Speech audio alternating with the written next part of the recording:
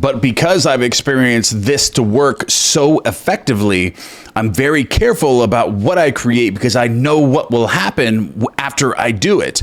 In this video, I'm going to cover when you will know when your manifestations are on their way to you. When you actually have impressed the subconscious mind with a new version or a concept of yourself, or you visualized and created something magical and now it's on its way to you. And Neville Goddard covers this really, really well in chapter 2, Assumptions Become Facts. But I'm going to expound on this and give you a practical application of how you can actually use this to determine whether your manifestations are coming or not. And you could stop doing all your exercises that you're doing all day and every night, before you go to sleep. So you can stop doing that. Once you do this and you figure this out and find out that your manifestations are actually on their way to you. All right, so let's go ahead and jump right into Assumptions Become Facts by Neville Goddard.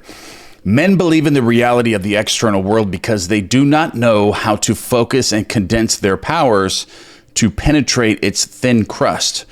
This book has only one purpose: the removing of the veil of the senses, the traveling into another world. To remove the veil of the senses, we do not employ great effort. The objective world vanishes by turning our attention away from it.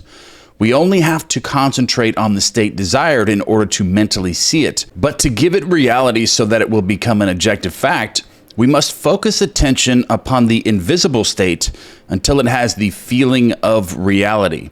When through concentrated attention, our desire appears to possess the distinctness and feeling of reality, we have given it the right to become a visible, concrete fact. And right here, Neville Goddard gives an exercise, or he gives you an example of how to control the direction of your attention in a state akin to sleep, or when you're falling asleep. Because I get that question a lot, where people are like, okay, so I'm falling asleep and I just can't keep control of my attention during this state. So Neville Goddard gives a really good example here about focusing on an object which possesses depth, and it's something that's not going to return a lot of reflection to you.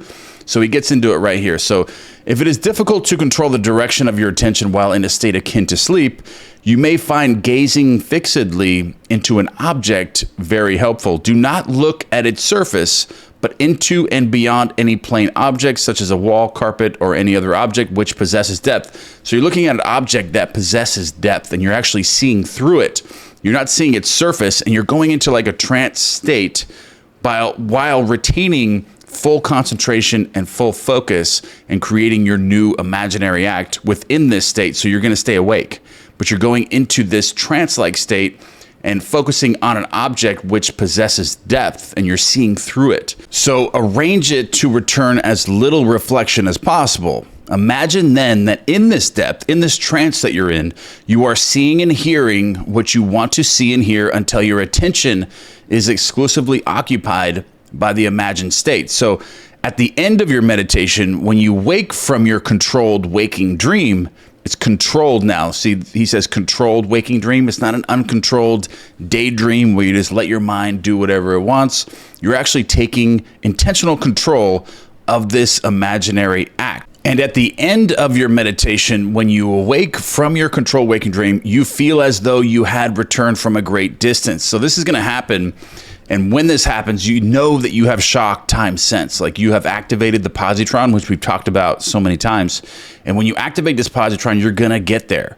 You are absolutely going to go to that event that you have created in your imagination, that real. So the visible world, which you had shut out, returns to consciousness, and by its very presence informs you that you have been self-deceived into believing that the object of your contemplation was real. But I highlighted this part right here, so this is very important. After you have this experience where you actually go into this trance and you create this imaginal act in your mind, so real that when you come back, you're actually shocked because you were just self-deceived into believing in a world that appeared to be just as real as this world.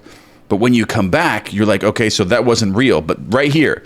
But if you know that consciousness is the one and only reality, you will remain faithful to your vision. And by this sustained mental attitude, confirm your gift of reality and prove that you have the power to give reality to your desires, that they may become visible, concrete facts. So define your ideal and concentrate your attention upon the idea of identifying yourself with your ideal.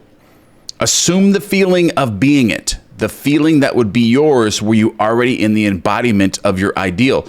And there's other ways to do this as well by finding this. So he's saying concentrate your attention, find your ideal. And a good way to do this, to find this feeling state, is to ask yourself questions.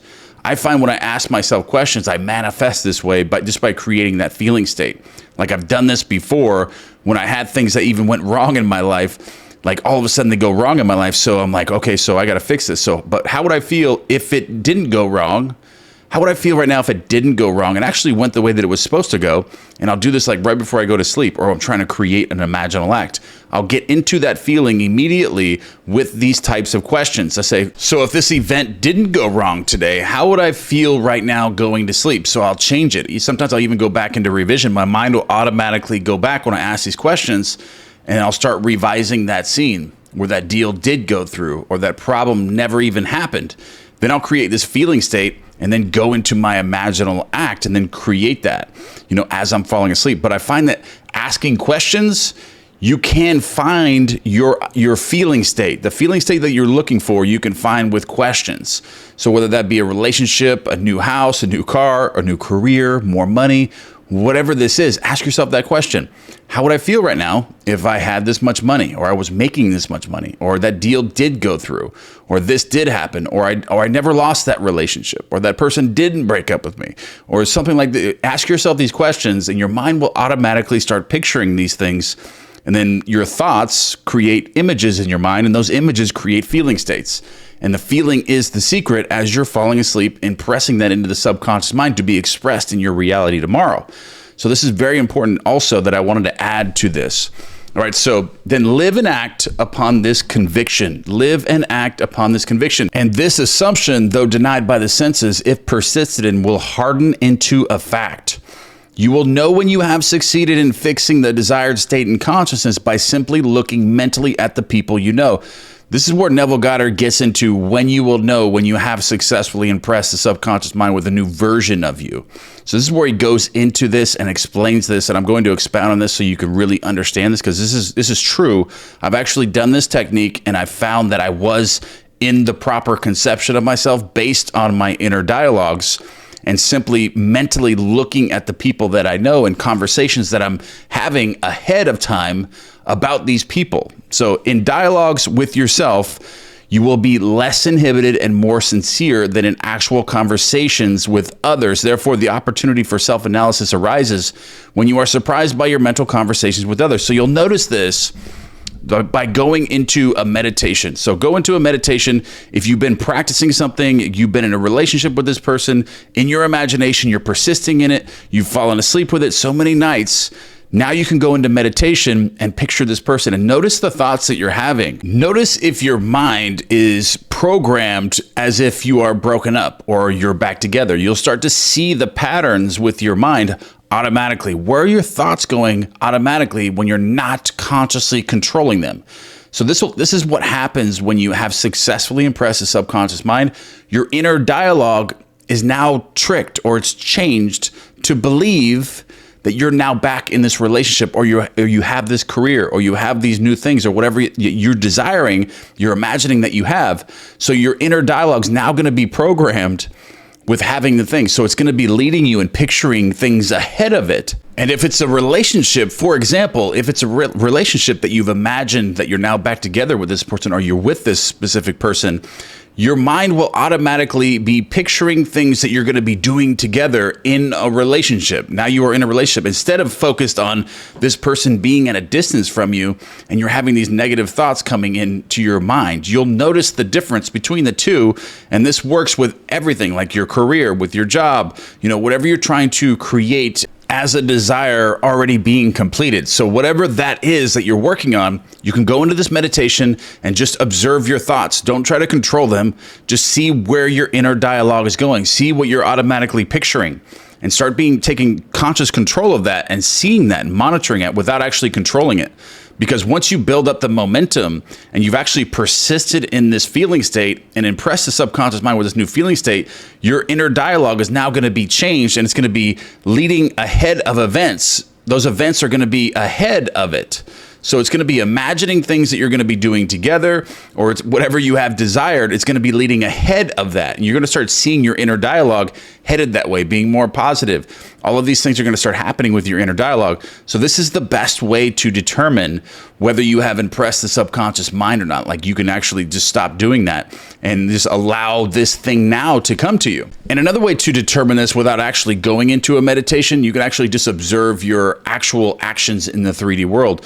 If you look back before you started and notice your personality, the way that it was, to say if you were lazy or you weren't outgoing, and all of a sudden now you're motivated, you're working harder, you're having these new ideas, you're going out of your way, you're networking, you're doing these other things like all the time. For example, if I were to desire getting 1 million subscribers on my YouTube channel before the end of the year, I would notice these things. I would notice whether I have impressed the subconscious mind with this or not, because I would be working night and day. I would be creating new content. I would be going out of my way. I'd be going on podcasts. I'd be doing this. I'd be doing that. I would be probably ending a lot of relationships that I have in my life, just dedicating all of my time to the channel, everything about it. I would be dedicating my sole purpose would be getting to that level, and doors would start opening. I'd be noticing all these things happening. If I were to impress the subconscious, if I were to desire getting that, I would absolutely get it. But because I've experienced this to work so effectively,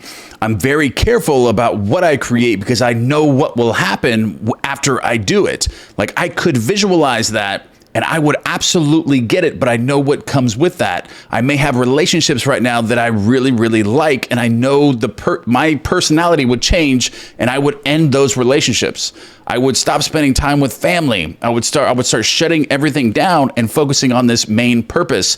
So be careful what you wish for, because you will absolutely get it if you do this correctly. If you learn how to visualize, if you know how to create a feeling state and impress that and persist in it until it hardens into a fact, you will absolutely get it. So be very careful what you wish for, because you will get it. But this is another telltale sign that you have impressed the subconscious mind. You can just observe that with your actions in the 3D world. Like, if I were to visualize that, I would know that I've landed it. I know that I wouldn't have to visualize it anymore, because I'm growing at such a high level. I've shut everyone out of my life, and now I'm focused on this one thing. So that's a very good example of how you will know if you've impressed the subconscious mind with actually the attainment and changing your concept of yourself and magical things happening in your life. And here's where Neville Goddard actually gives an example of using your imagination in a specific way to impress the subconscious mind with a new version of yourself. So in your meditation, allow others to see you as they would see you were this new concept of self a concrete fact. So in your imagination,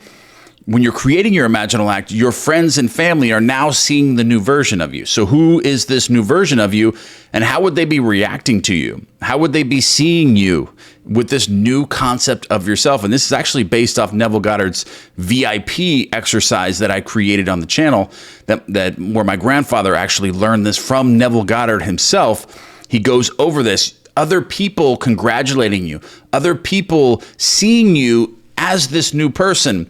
This is a very, very effective and powerful way to impress the subconscious mind. So, because you always seem to others an embodiment of the ideal you inspire. So therefore, in meditation, when you contemplate others, you must be seen by them mentally as you would be seen by them physically, were your concept of self an objective fact. That is, in meditation, you imagine that they see you expressing that which you desire to be, so they're congratulating you on your good fortune.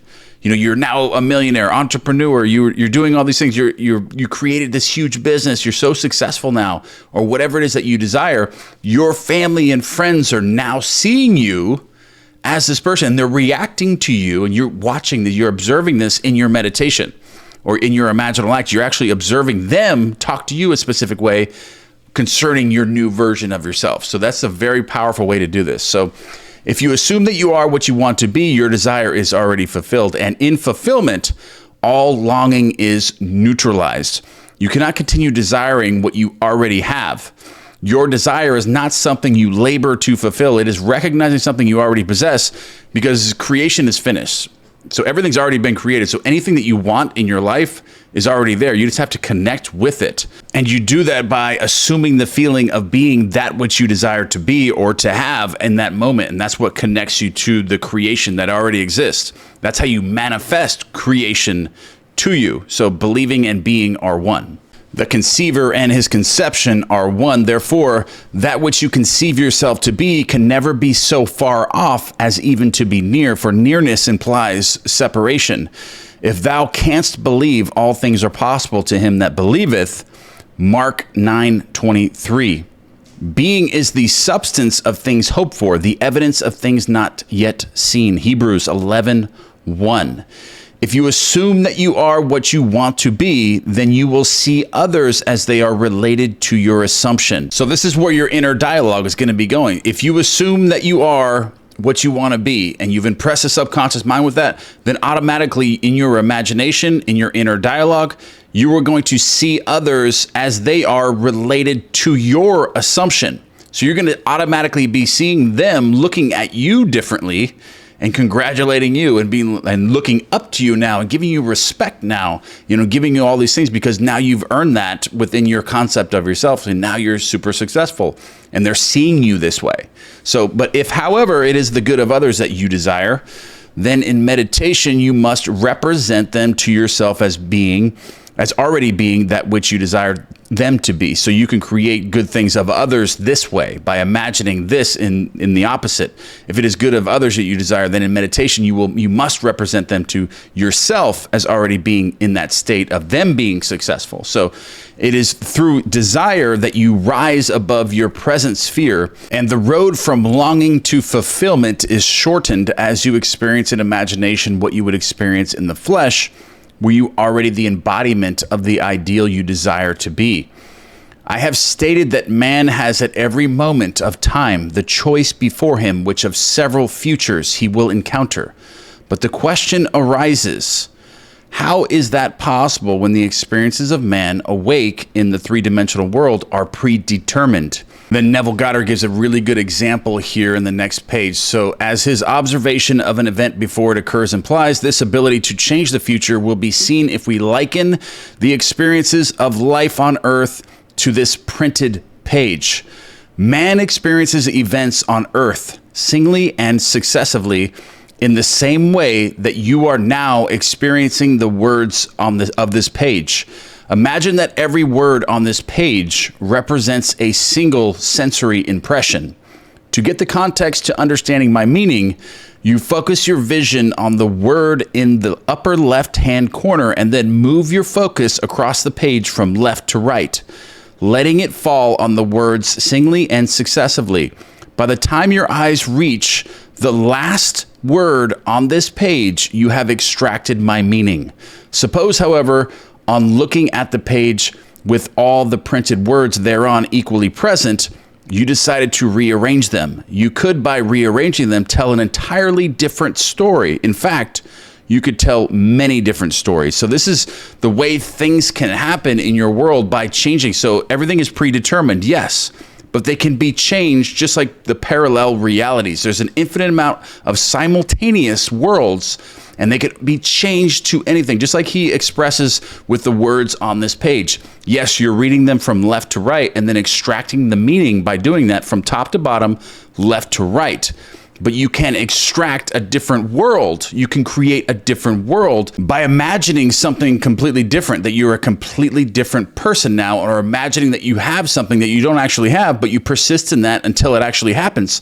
When you do that, you're telling a different story, and you're changing these simultaneous worlds. You're shifting to another parallel reality, just like what he explained here with rearranging the words on the paper. You can tell an entirely different story. In fact, you can tell many different stories, just like there's an infinite amount of parallel realities. That's what he's explaining here, and I really, really like that example. So a dream is no more than an uncontrolled four-dimensional thinking, or the rearrangement of both past and future sensory impressions. So they're all mixed up. So that's what a dream is. A dream is in the fourth dimension. It doesn't exist in the three-dimensional world. So it's just a rearrangement of both past and future sensory impressions. So Man seldom dreams of events in the order in which he will experience them when awake. He usually dreams of two or more events when they are separated in time, fused into a single sensory impression, or in his dream, he so completely rearranges his single waking sensory impressions that he does not recognize them when he encounters them in the waking state. For example, I dreamed that I delivered a package to the restaurant in my apartment building. The hostess said to me, "You can't leave that there," whereupon the elevator operator gave me a few letters. As I thanked him for them, he in turn thanked me. At this point, the night elevator operator appeared and waved a greeting to me. The following day, as I left my apartment, I picked up a few letters which had been placed at my door. On my way down, I gave the day elevator operator a tip and thanked him for taking care of my mail, whereupon he thanked me for the tip. On my return home that day, I overheard a doorman say to a delivery man, "You can't leave that there." As I was out and about to take the elevator up to my apartment, I was attracted by a familiar face in the restaurant. And as I looked in, the hostess greeted me with a smile. Late that night, I escorted my dinner guests to the elevator, and as I said goodbye to them, the night operator waved goodnight to me. By simply rearranging a few of the single sensory impressions I was destined to encounter, and by fusing two or more of them into single sensory impressions, I constructed a dream which differed quite a bit from my waking experience. So it was all just rearranged. That's what he's saying. His dream, or what he dreamt, was just a rearranged version of the day that he had the following day. Everything was just mixed up and rearranged completely because it's in the fourth dimension. So when we have learned to control the movements of our attention in the four-dimensional world, we shall be able to consciously create circumstances in the three-dimensional world. So we learn this control through the waking dream, where our attention can be maintained without effort. For attention minus effort is indispensable to changing the future. We can, in a controlled waking dream, consciously construct an event which we desire to experience in the three-dimensional world. The sensory impressions we use to construct our waking dream are present realities displaced in time or the four-dimensional world. All that we do in constructing the waking dream is to select from the vast array of sensory impressions, those which, when they are properly arranged, imply that we have realized our desire. With the dream clearly defined, we relax in a chair and induce a state of consciousness akin to sleep, a state which, although bordering on sleep, leaves us in conscious control of the movements of our attention. When we have achieved that state, we have experienced in imagination what we would experience in reality, were this waking dream an objective fact. In applying this technique to change the future, it is important always to remember that the only thing which occupies the mind during the waking dream is the waking dream, the predetermined action which implies the fulfillment of our desire, the predetermined action in your imagination, which implies the fulfillment of your desire.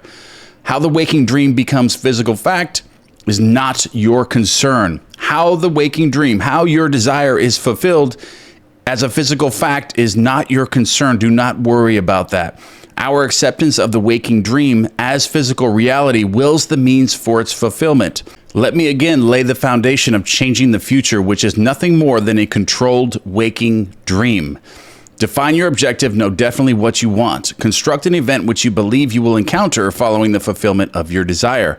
Something which will have the action of self-predominant, an event which implies the fulfillment of your desire. Immobilize the physical body and induce a state of consciousness akin to sleep. Then mentally feel yourself right into the proposed action, imagining all the while that you are actually performing the action here and now, so that you experience in imagination what you would experience in the flesh, where you now to realize your goal. So I want to add that here. Asking the questions. I brought this up earlier. Asking these questions to yourself, whatever it is that you desire, imagine or ask yourself that question. How would I feel right now if I did really have this? Like, say that to yourself inwardly or out loud. How would I feel right now if this really did happen? Or that, I was really with this person, or I really had that job, or I really had this car or this house, whatever it is that you're desiring to get, or helping someone else. How would I feel right now? How would they feel right now? And create that feeling state, and then allow the pictures to come in your mind, and then kind of go into this waking dream this controlled waking dream and then manipulate it at that point. Keep asking these questions and create. I think that'll help a lot of people. And I have helped a lot of people with coaching on this subject and just asking these questions. And I've also experienced this to be very helpful myself. Experience has convinced me that this is the perfect way to achieve my goal. I've also experienced this to be the most effective way to achieve any goal that you have, anything that you desire. This is the most effective way to do it. However, my own failures would convict me were I to imply that I have completely mastered the movements of my attention. I can, however, with the ancient teachers say, this one thing I do, forgetting those things which are behind and reaching forth unto those things which are before, I press towards the mark for the prize. Philippians 3:13-14. All right, so we have chapter 3 next. That is the power of imagination.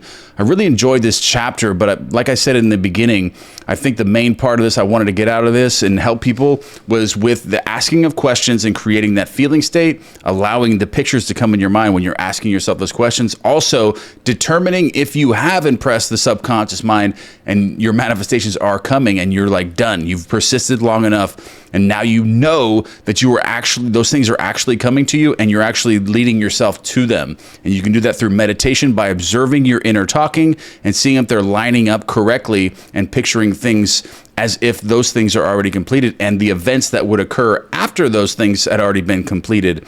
And you can do this actually in your 3D world as well by observing your own actions. Is your personality changed? Have you changed? Is your identity different than it was before you started? Are you a different person now? Are you taking different actions, getting new ideas in your mind, feeling more motivated? Getting uncomfortable or being comfortable while being uncomfortable is another one too. If you're trying to create something really, really big, you'll notice that you'll seek discomfort over comfort because you know that's the way to really, really create a really good reality and create a brand new dream for yourself. And getting everything that you want is programming yourself this way, is to work and do the things that you don't want to do, but you have to do them. You do them, you conquer them, you're motivated. You want to do all these things. All right, guys, that's the end of this video. We'll be moving to chapter 3 very, very shortly, but don't forget to give me one thing you are grateful for or any other content you want me to cover. And I'm going to leave a sleep meditation on the screen for you that is going to assist you in asking these questions and creating this feeling state. So in this guided meditation, I'm going to ask you questions. I'm going to ask you these questions and I'm going to bring these feeling states up with you as you're drifting to sleep, asking, how would you feel right now? How would I feel right now if I already had my desire? How would I feel? Creating these visual scenes, and I'm going to guide you through that. So I'm going to put that on the screen. So click on that. Use that every single night for 21 nights, or until you have found that you have impressed the subconscious mind, that you no longer need to do it. Unless you just enjoy doing it, then just continue to use them over and over and over again. If they really help you sleep, a lot of times the delta waves and the theta waves, I use them, a lot, and they really, really assist me in my sleep. All right, guys, I love you, and I'll see you in the next one. The only God is your own wonderful human imagination.